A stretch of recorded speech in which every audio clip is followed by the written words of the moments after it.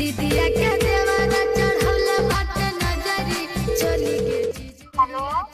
Hello, हाँ रानी, हाँ, happy Holi. Happy Holi. अरे काम करता हूँ, घर में गुजिया छानत है। गुजिया छानता हूँ।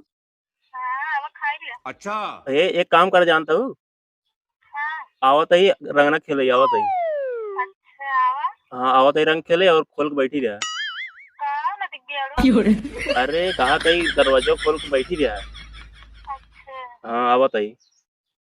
चलो ठीक बा। और अभी तो रुको, गांव चुहाड़ा हाल साल आई पतोहू कमरे रंग लगाई चला जाइए यहाँ चाल आवे सारे हम बताए तो अपने पतोहू साड़ी पहन के हम बैठे तब आवे बताए सारे। तो चलिए शुरू करते हैं। दीदिया के देवारा चढ़ौला बाटे नजरी चली के चीज चिखल चाहे जबरी चली के चीज। कहा हो करेजा पहले खोल के बैठी हो। बहुत सही।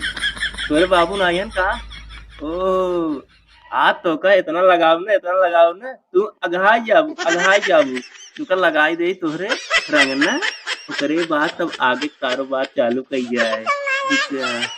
इतनी खुशी।